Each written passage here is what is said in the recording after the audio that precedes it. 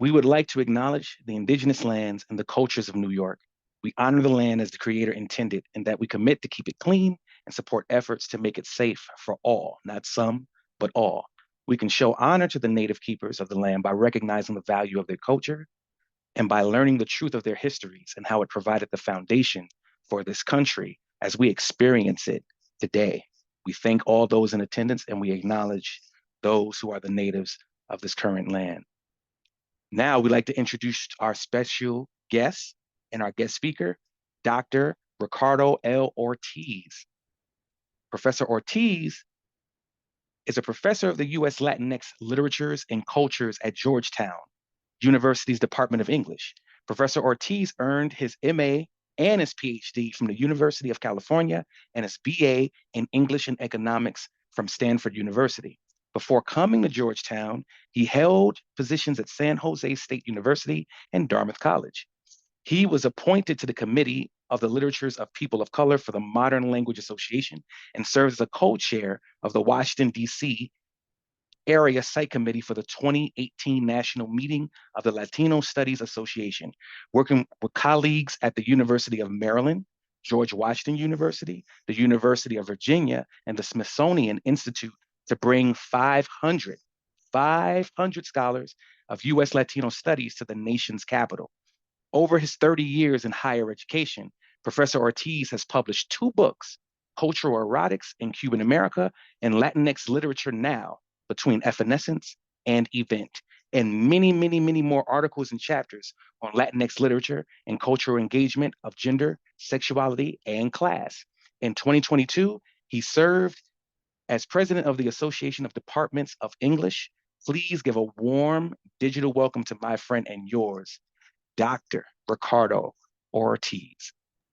Thanks, Elijah. It's really an honor to be here again. So thank you for the invitation, and thank you to Naya Booker for all the support that you've been able to give me in setting this up. It's a pleasure to be here, but it's really primarily an honor.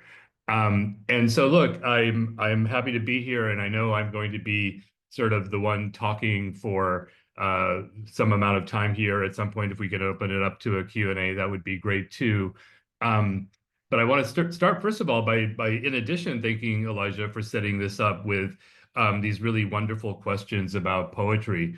I think they're going to help me think as I talk and as we do this work together about the experience that we'll have with the poetry that I would like to share with you.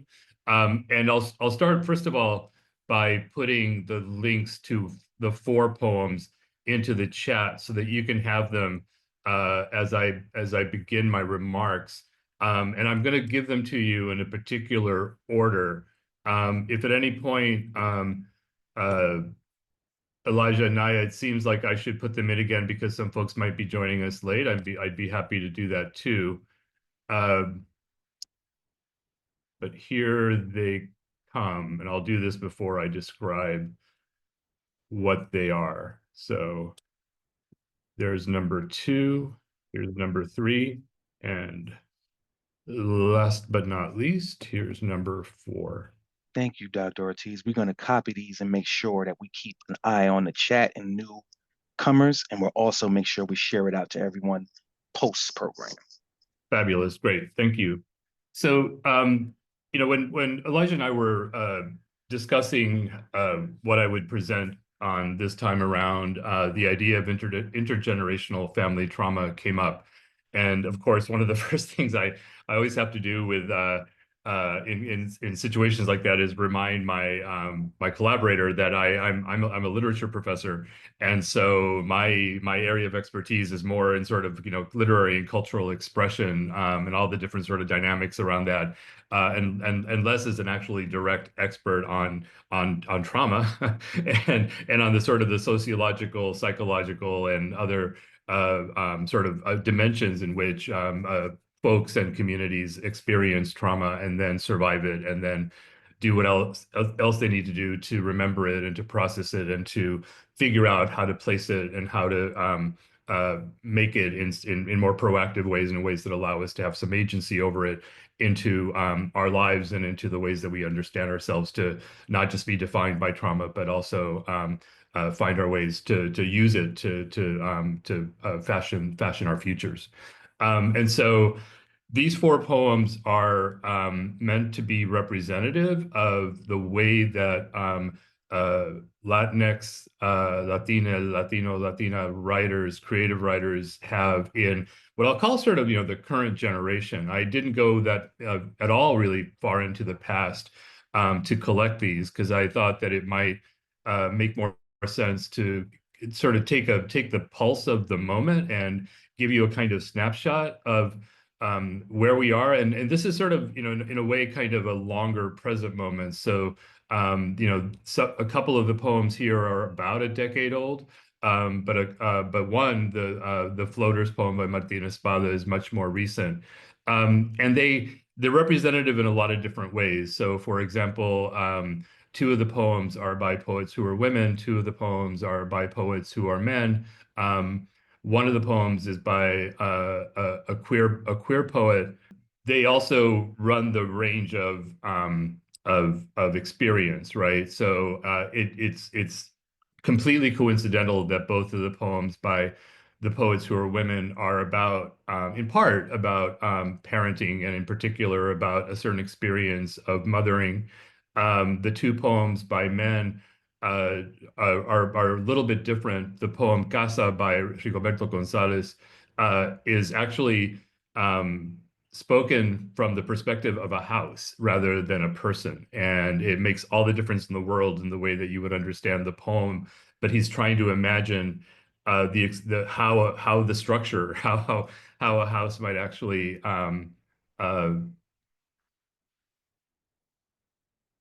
reflect on and describe the experience of having generations of people sort of, inhabit it and walk through its walls and imagine their lives in it and have feelings for a thing that can't love them back, which is the structure, which is the house. So it's called casa, right? House, not home, not hogar. And that makes all the difference in the world. And then the poem by Martín Espada is a very, it responds very directly to a terrible event that happened. And I'm actually going to put this in the chat now too, just so that you have this information. Some of you may remember when this happened in 2019, but it was the incident of a father and daughter drowning in the Rio Grande at the Texas-Mexico border. And their, the image of their bodies in the river circulated in national media, and around it there was some sort of social media indication that that some of the guards in the Border Patrol were communicating about it in really troubling and problematic ways. And so Espada took that whole situation as an occasion for writing this really remarkable poem called Floaters about that experience. And Martín Espada, I'll say that's really the premise of the poem. These four poets also represent different identity positions, right? So about their own sort of Latinidad. So Carmen Giménez, who wrote the poem about her daughter, is Chilean, Argentine, American, and again, these are all really important and well published and prominent poets in our literary culture today. Giménez Smith has won a number of awards, both for her poetry and her prose work. She's currently the chief editor of Grey Wolf Press, which is a major sort of publishing house. And she's published a lot of collections of poetry over the years. Her most recent one is called Be Recorder, and I really strongly recommend it. Aracelis Girmay, who wrote the poem The Black Maria about Neil deGrasse Tyson and other things, she's actually Eritrean and Puerto Rican. So she has a really great sort of mixture of identities, right? But often writes as a poet from a large, complex African diaspora, and writes a good deal about the experience of Blackness from her perspective. And I'll say about the title of her the poem has the title also of her collection, The Black Maria, which I think is about 2016, 2017. And on the page, it looks like it's the Black Maria, which might make you think about the Virgin Mary and a certain kind of a religious invocation. But actually, Maria was the name for the black spots on the moon that early astronomers thought might be oceans, might be bodies of water. And so, of course, they called him Maria, like Mar in Spanish, right? And for her, it's about sort of again the sort of that mistake, that error, but also the fantasy of thinking that there would be these images of blackness might make you fantasize about water on the moon in this sort of magical way. So that's Girmay, and then Rigoberto González is Mexican American Chicano. He's our queer poet in this collection. And he's also, written a lot of collections of poetry. He's also written a really wonderful memoir about growing up queer in a migrant farm working community in Southern California, and that book is called Butterfly Boy. I think it's Reflections of a Chicano Mariposa. And again, still a working poet. Spent a lot of his career at Rutgers, Newark. And then finally, Martín Espada is he's the oldest and the sort of the most senior of the poets in this group. He's been writing for a really long time, for decades, going back, I think, at least to the 1980s. And he's Puerto Rican, mainland Puerto Rican from the New York area. But this poem in particular, in the way that it's about the death of a family of Salvadoran migrants at the border, is also an act of a kind of cross, inter Latinx solidarity, right? And so it's important to be in this conversation for that reason as much as anything else. And it's just a really remarkable poem. Again, really just very directly responding to a terrible event that just makes visible in ways that we're always being reminded of every day, of the sort of the structural injustice of the way that we handle migration in this region, in this hemisphere, and really generally in the world. That this is a world that's set up to create these floaters, these folks who die, and in particular by drowning, in the ways that they desperately try to make their way from one country to another without papers, and in ways that obviously always risk their lives. So that's the roster. That's the archive that I'm sharing with you. And so let's do this. I hope this will work. I'm going to read The Daughter by Carmen Giménez. It's the shortest of the poems, and maybe it can get us started. And in the meantime, if you all have access to the chat, I would love to see either your questions or your responses there. And if we don't get through all 4 of the poems, that's fine. I mean, I think we can sort of set up and model a way of reading and a way of encountering these poems.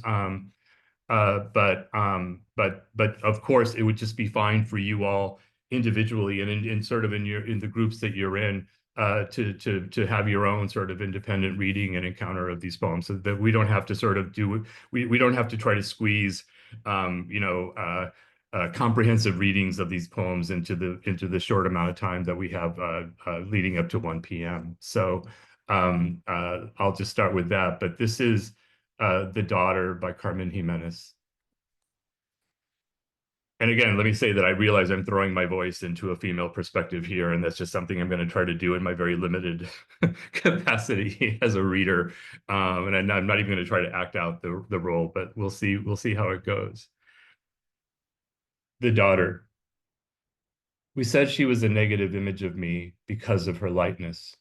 She's light and also passage, the glory in my cortex. Daughter, where did you get all that goddess? Her eyes are Neruda's 2 dark pools at twilight. Sometimes she's a stranger in my home because I hadn't imagined her. Who will her daughter be? She and I are the gradual ebb of my mother's darkness. I unfurl the ribbon of her life, and it's a smooth, long hallway, doors flung open. Her surface is a deflection, is why. Harm on her, harm on us all. Inside her, my grit and timber, my reckless. So this is the part where, again, Elijah, you can tell me if it's okay, and if folks on the call can actually type into the chat if they have any questions or comments or observations about this poem. But I'd prefer to proceed that way. Otherwise, I can just talk about the poem a bit. Dr. Ortiz, if you don't mind going into some description of the poem and talking about the poem, and we'll keep it open and gather any questions. There aren't any currently in the chat, but if any pop up, we'll collect them and bring them to your attention. Okay, great. That works. So again, like the place where I would start, of course, is as any reader of a poem, right? That uh, as I was saying when I prefaced my reading of it, I have to check my own sort of identity, my own position here. That for me, as a sort of as a cis male reader of this poem, and somebody who's never been a parent or never been a mother, I have to approach it with a certain kind of humility, right? That Giménez wrote this poem and invites any reader who wants to interact with it, to encounter it, to engage it, and to have an honest relationship with it. That's a permission that I think I can expect her to give me, but that also comes with an enormous amount of responsibility. So when I decide then that I'm going to have a reading of the poem, that I'm going to look at it and go, these are the things that I can describe that I see happening in it.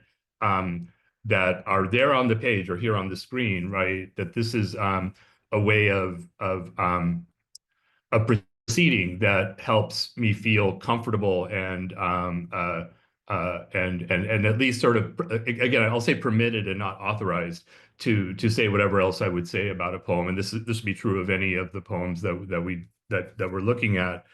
But in this case, one of the things I appreciate about it, of course, is just that anytime that I'm reading a work by a woman, by a writer who's a woman, and especially in something as sort of formal and serious and committed as lyric poetry, I want to be mindful of the fact that lyric poetry is like almost any other literary genre tradition. It comes in part out of a patriarchal tradition and out of a pretty profoundly patriarchal past.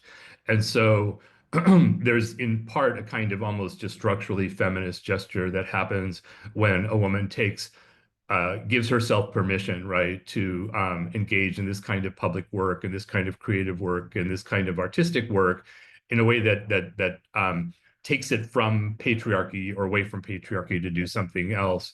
And that can just be as basic a gesture as deciding, I'm going to write a poem to my daughter or about my daughter. And I'm going to, in whatever other way, make this a public act, right? Make this something that isn't just me speaking to my daughter in my role as her mother, but me sharing with the world what this experience is like, what this relationship is like, what happens when I look at my daughter and have these thoughts, have these uh, reflections, have these questions, have these because you'll see that there's at least one question here, right? Who will her daughter be? Come to light. And here in particular, it's also set up to be about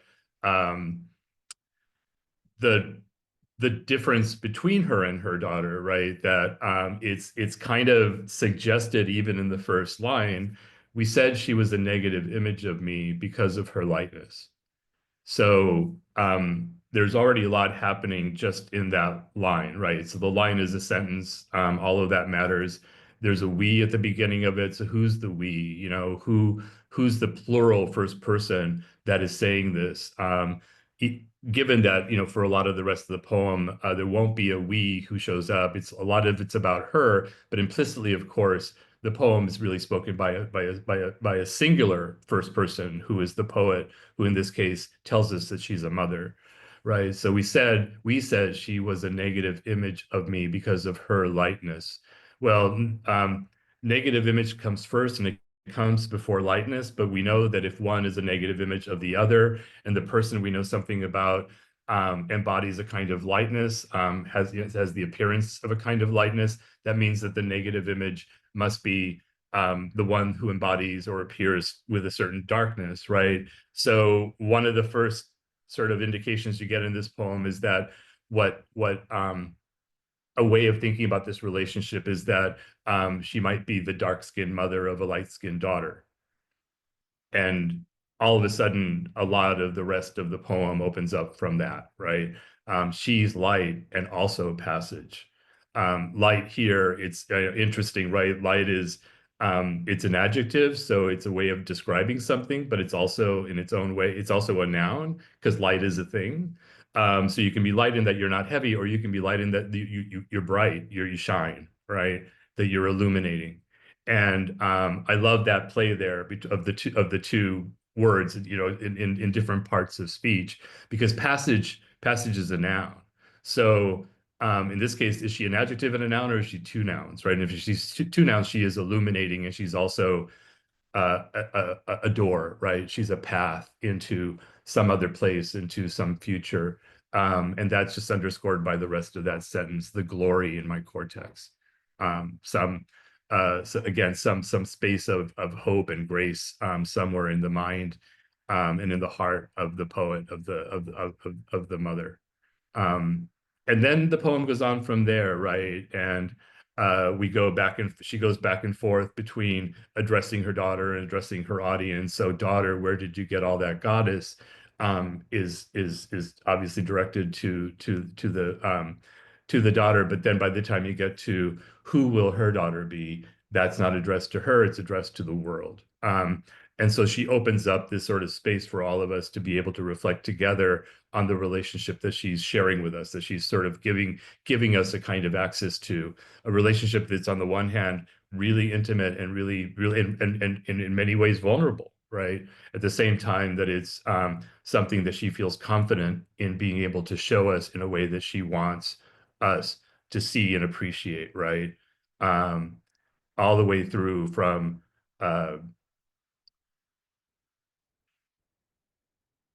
trying to think where I could, there's a lot more I could say about it, but I think I want to go on to one of the other poems. But in her, you just to get to the very last line, right? Inside her, my grit and timber, my reckless.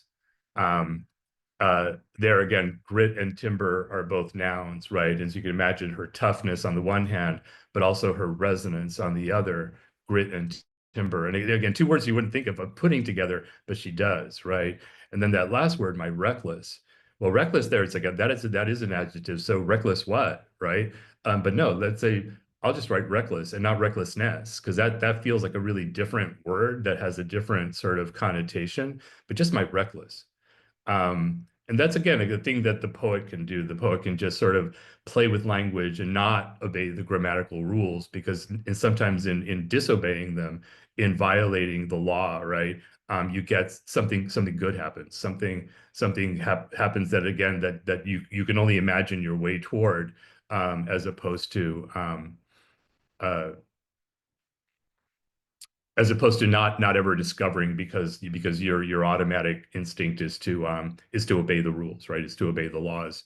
And that's always a question that poets have to ask themselves every time that they're making a decision about what to do next with their work, right? Is like, do I stay within the sort of the bounds of what people expect? Do I obey the sort of the rules of this genre, whatever those happen to be? Or do I do something that's going to surprise somebody or make somebody think, why did they do that and not this other thing that I expected? So thanks, Jillian. Yeah, no, I think that's the question to ask is does it hold more hope than fear? It feels to me like recklessness is just so often used as a kind of a judgment on other people, right? But both to claim a reckless, whatever that is, a reckless quality to oneself, is really different than having somebody judge you as reckless, as wanting to say that you suffer from or are limited by or you're bad because of a certain kind of recklessness to your character. All right. So yeah, thank you. So I'm gonna jump to Casa by Rigoberto González. In this case, I don't think I'll read the entire poem. It's well, it's actually not that long. I think I will, and then say a little bit about it, and talk about why this is a poem I teach a lot, and I think you might see why as I go through it. But again, Casa, and just sort of keep in mind that the speaker here is not it's not the poet's the writer, right? But in terms of who's actually speaking, it's the title Casa that tells us that we should think that the speaker is the house, right? Casa. I am not your mother. I will not be moved by the grief or gratitude of men who weep like orphans at my door. I am not a church. I do not answer prayers, but I never turn them down. Come in and kneel or sit or stand. The burden of your weight won't lessen, no matter the length of your admission. Tell me anything you want. I have to listen, but don't expect me to respond when you tell me you've lost your job, or that your wife has found another love, or that your children took their laughter to another town. You feel alone and empty? Color me surprised. I didn't notice they were gone. Despite the row of faces pinned like medals to my walls, I didn't earn them. The scratches on the wood are not my scars. If there's a smell of spices in the air, blame the trickery of kitchens or your sad addiction to the yesterdays that never keep, no matter how much you believe they will. I am not a time capsule. I do not value pithy things like locks of hair and milk teeth and ticket stubs and promise rings, mere particles of dust I'd blow out to the street if I could sneeze. Take your high school jersey and your woman's wedding dress away from me. Sentimental hoarding bothers me. So off with you, old couch that cries and coins as it gets dragged out to the porch. Farewell, cold bed that breaks its bones in protest to eviction or foreclosure or whatever launched this grim parade of exits. I am not a pet. I do not feel abandonment. Sometimes I don't even see you come or go or stay behind. My windows are your eyes. My windows are your eyes, not mine. If you should die inside me, I'll leave it up to you to tell the neighbors. Shut the heaters off. I do not fear the cold. I'm not the one who shrinks into the corner of the floor because whatever made you think this was a home with warmth isn't here to sweet talk anymore. Don't look at me that way. I'm not to blame. I granted nothing to the immigrant or exile that I didn't give a border crosser or a native born. I am not a prize or a wish come true. I am not a fairy tale castle, though I used to be in some distant land inhabited by dreamers now extinct. Who knows what happened there? In any case, good riddance, grotesque fantasy and mirth. So long, wall-to-wall disguise and vulgar suede and chintz. Take care, you fool, and don't forget that I am just a house, a structure without soul for those whose patron saints are longing and despair. Yeah, so this poem's about 10 years old. It was published in 2013. And I'm just looking at the contributions to the chat. Anyway, so this poem, as I said, I do teach it a lot because I think it just does a really remarkable job of forcing the reader to sort of follow it down this path of really, sort of alternative imagination, right? Where why would the poet want to sort of perform this? Why would he want us to follow him down this path of him enacting a kind of again, it's a soliloquy. There's no dialogue here, right? It's just the house talking to whoever it's talking to. I guess you could, because everything in Spanish is gendered grammatically, casa is feminine. And so we can say she, I suppose, if we wanted to do that, but maybe not. In this case, maybe it's fine to keep the house sort of gender neutral, given how the house in some ways wants to be neutral about everything. In that, again, one of the what it's primarily doing is setting itself up to say to whoever it's addressing these words to, I don't have any feelings for you. I'm just a structure. I just sort of stand here and provide walls and a ceiling, a roof, and and then you use me for whatever you want. You built me, or you bought me, or you live in me. You pay to live here. You are, I am a tool. I am an object without feeling that has been created for you to use in a way that is serviceable to you, that is useful to you, that is functional and practical to you, right? So that basically gets the sort of the sense of a kind of objective relationship here. And of course, this level of sort of just practical objectivity, right? Just the thing it has to resist, or the thing that it doesn't allow, the thing that it should challenge, is all the emotional, psychological, generally we say the affective sort of attachments that we know, that we absolutely, always, and again, there are going to be exceptions to all of these generalizations, but generally speaking, that we do attach to the places where we live, right? And that we, it's a fairly human instinct. It's a basic human instinct to do this. And so why do this in this poem? Why set it up so that from the very first sentence on, it seems it's set up basically to kind of slap us in the face, to resist a thing that we're so enticed by and seduced by.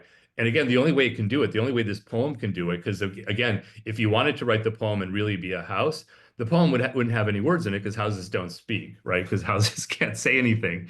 But in this case, what would happen if it could, and what would it say back to us? But again, as a house, not as a human being, not as a thing that actually has the capacity for feeling, right, or for desire, or for fear, or for hope, or for any of the other kinds of emotions that we might attach to the place where we land to feel like we belong, where we're protected, where we're comfortable, where we might set ourselves up to be happy and to feel good things, to feed ourselves, to do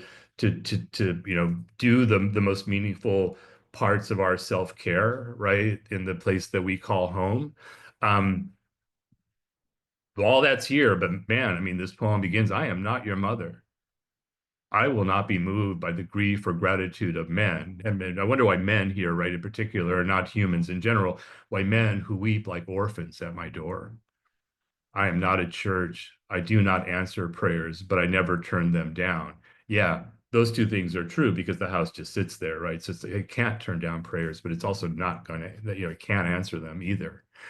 And so, the poem, I think for me, works really impactfully. This is something that I think we got in the sort of in the chat at the beginning of this session, right? That one of the things that for me, that I definitely want from a poem is a certain kind of emotional impact or resonance.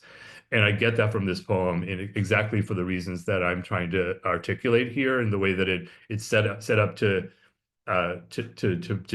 just refuse and deny that engagement, that connection. But it's also clearly a poem that has these sort of interlocking sort of dimensions to it in the way that it does its work. So if you read through all of it, one of the things you'll find, for example, right, if part of like the thing that we're doing in this session today is to explore this creative work by writers who identify as Latinx, Latino, Latina, in González's case, also, you know, Chicano, Mexican American, very specifically, from a family that had mixed documentation status when he was growing up, and who's also queer, right? All of a sudden, like, there's a way that I can imagine wanting to fold all of those dimensions of his identity and of who he is and his position in the world into this poem. But there again, in a very important way, in a really meaningful way, there aren't a lot of doors open, right? Or, you know, maybe there are a couple windows to allow those readings at the level of like, okay, um, uh, what what is explicitly sort of Latinx, let's say, about this poem?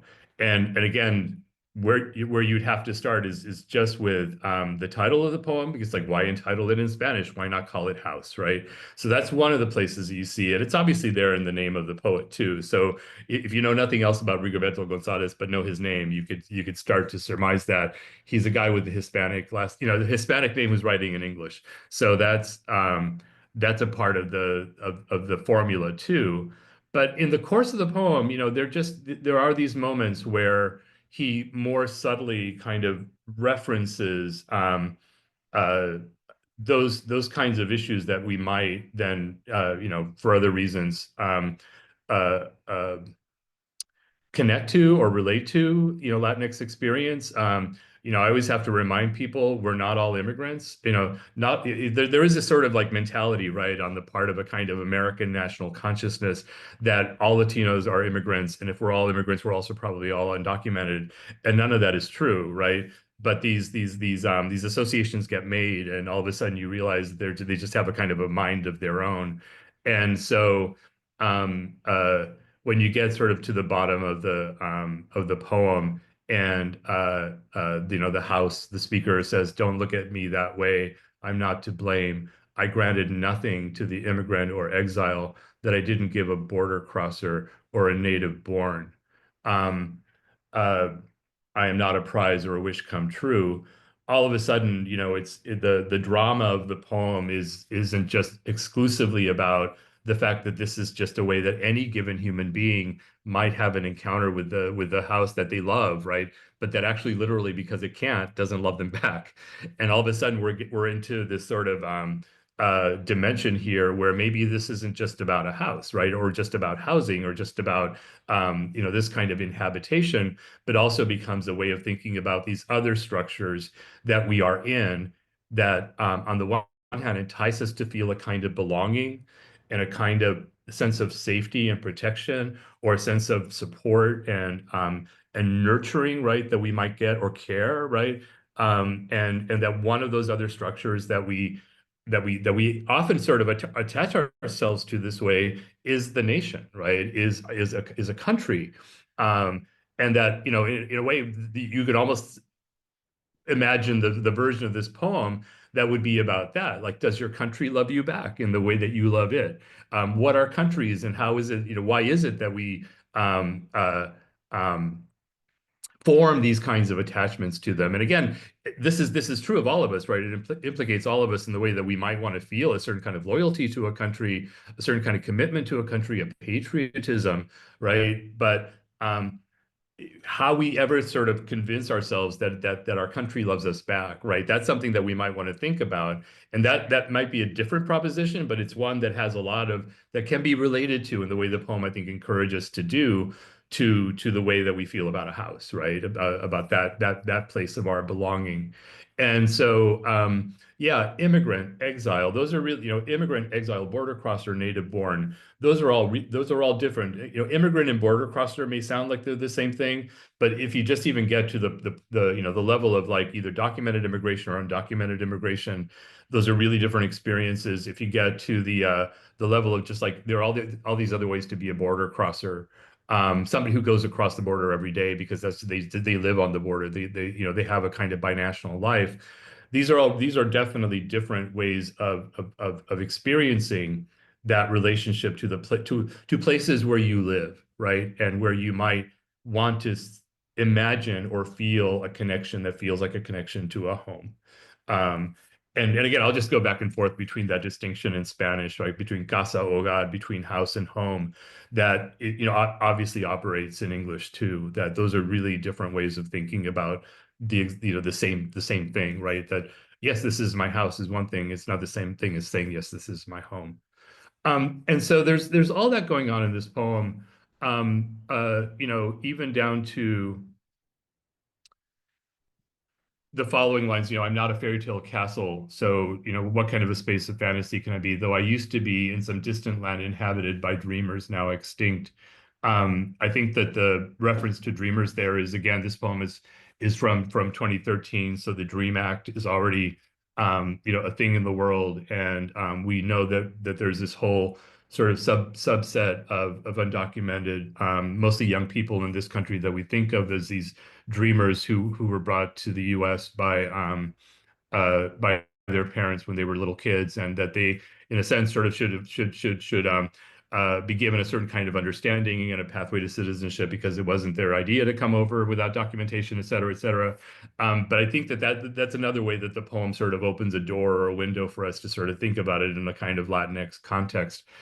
And then the last thing I'll say about it, because I've only have like 15 minutes left, is uh, the poem is from 2013. So one of the other ways that I read the poem and think about what it's trying to do is, this is he could have been working on this for a couple of years before he published it. That this feels to me like it's a very sort of like post Great Recession poem that it's meant also very much to be about the housing crisis that exploded in 2008 and then sort of really shaped and determined so much about the economy and about our sort of conditions of well-being and economic stability in this country in the decade that followed.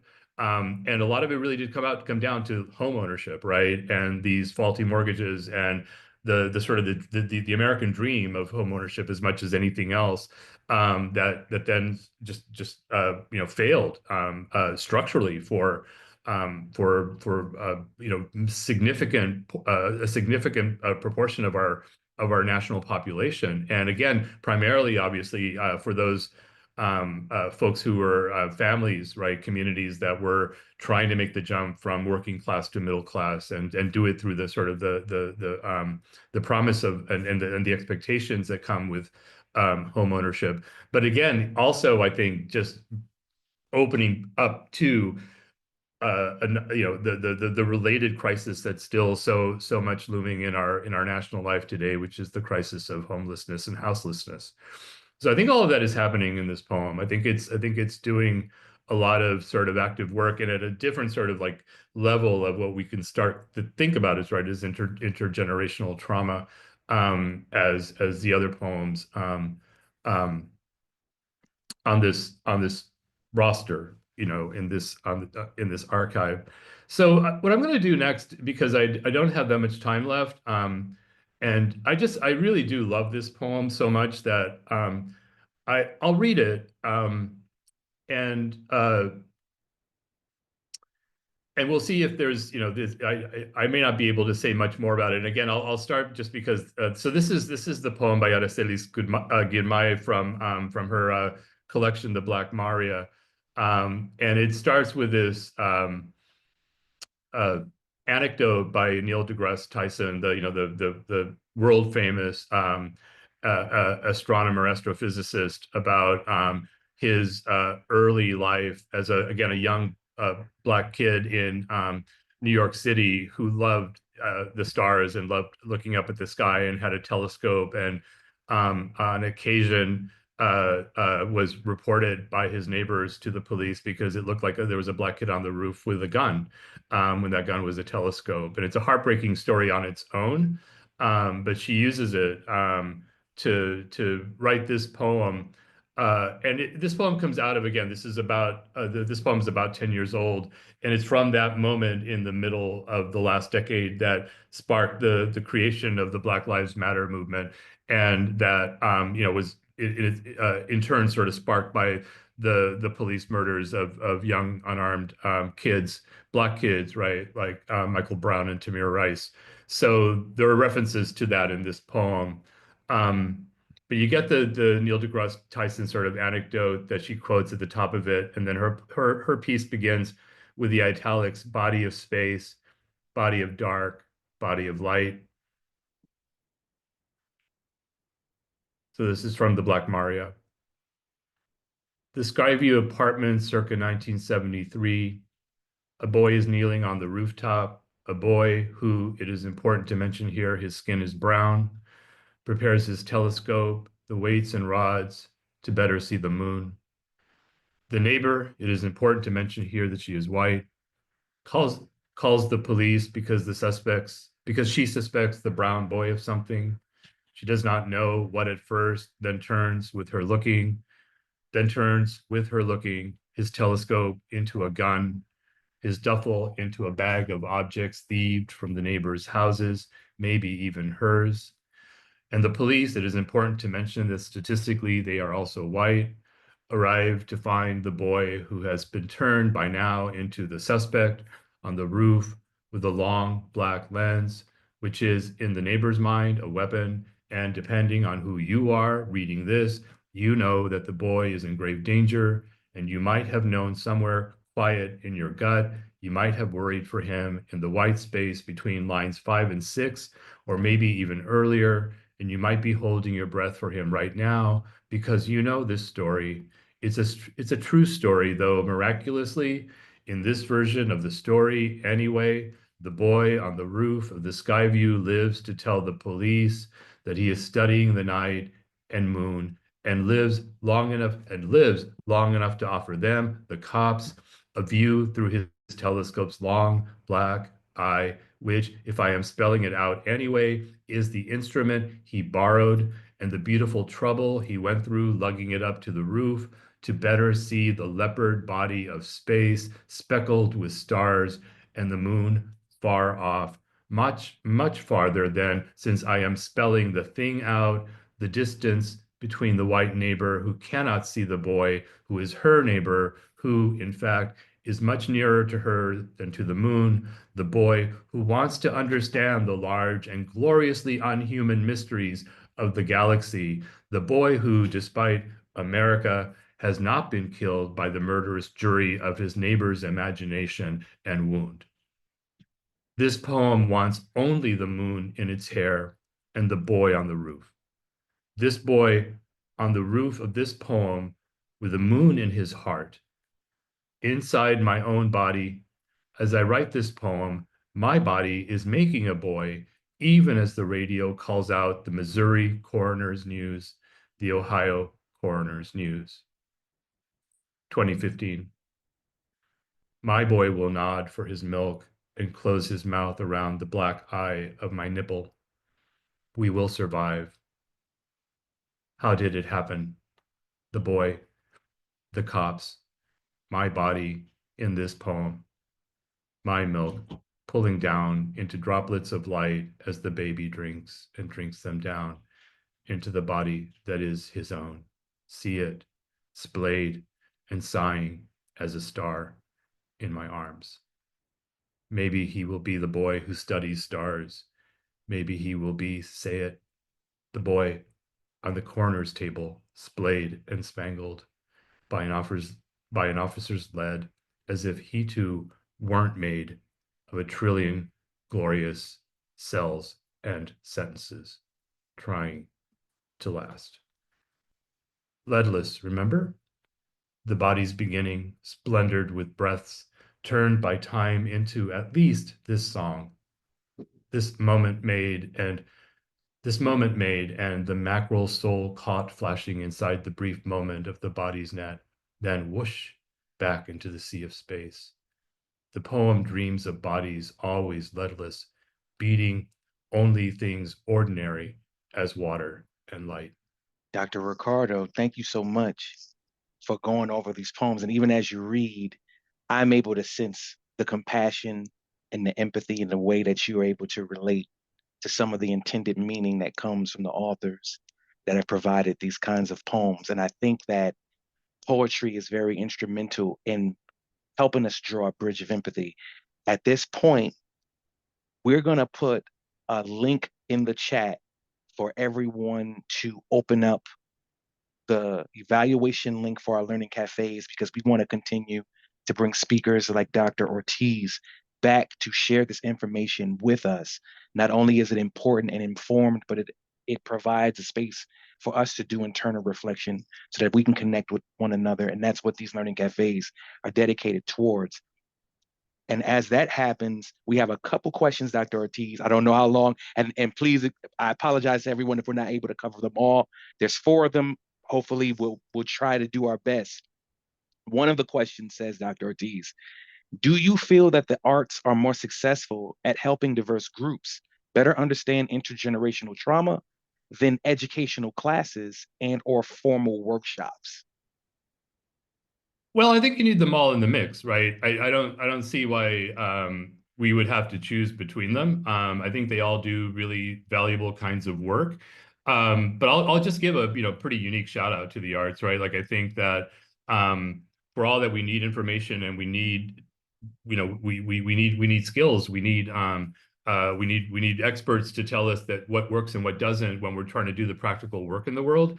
There's just something about like this, being able to pause and just be inside someone else's world that they can show us in a way that nothing else can show us but the imagination, and sort of accept that invitation humbly, right, and respectfully, but enter into it with them, because I've never had a life where where I didn't have that, and it's not always for the same reasons, and it's not always it's not always sort of very so directly sort of aimed at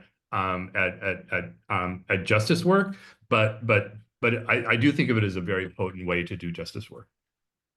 Thank you, Dr. Ortiz. Because I mean, personally, with this, I'm gonna tie this next question in because it's part of a curiosity that I have. You're a very learned individual. There are those within our community who are decorated. They have several degrees.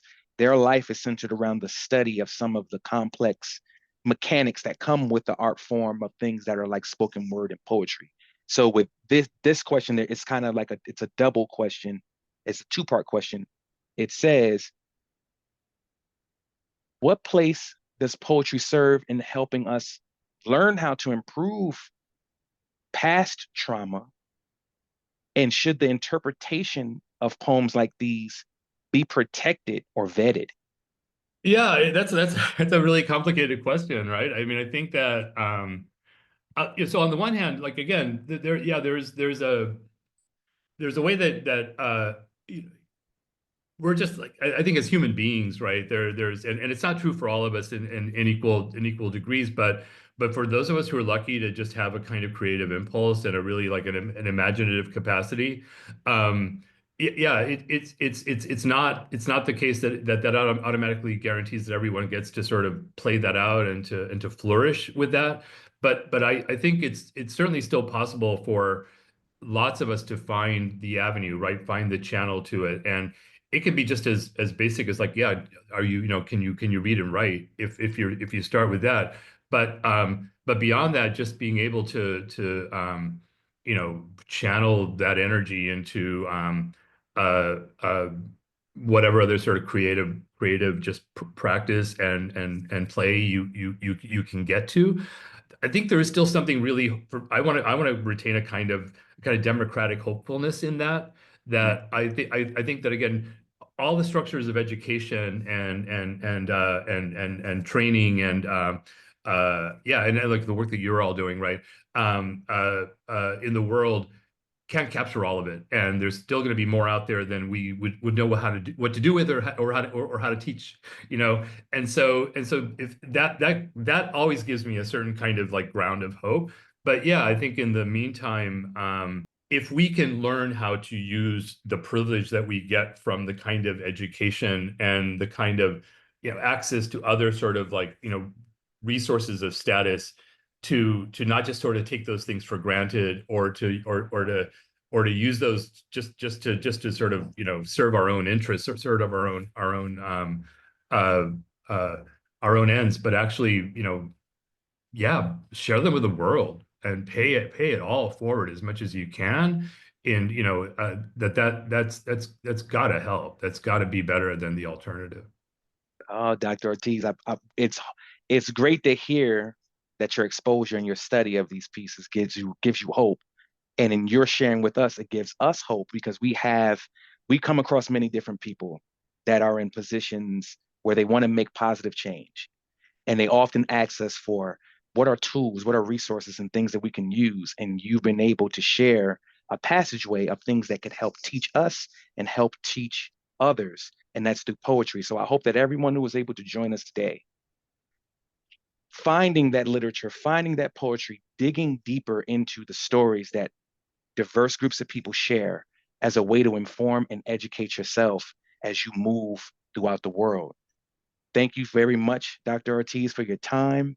It is, it's, I don't even know how to mark or count its value. I hope that you are able to join us more again and expound on these areas and topics. And I thank the audience for taking the time to join us. And until we see each other again at our next Learning Cafe, please take care of self and be very, very safe. Until next time. Thank you again, Elijah. This is a wonderful experience, and I really appreciate your invitation. Just the last thing I want to say is like all of these poems, they're online, but you can also find these poets reading their poems online as well. And that's another sort of point of access that you should all sort of take advantage of if you can. Thank you so much. We're going to share that output with everyone who's registered and joined. Thank you once again, Dr. Ortiz. The pleasure is ours to Okay. give you a platform to speak. Have a great day. Thank you.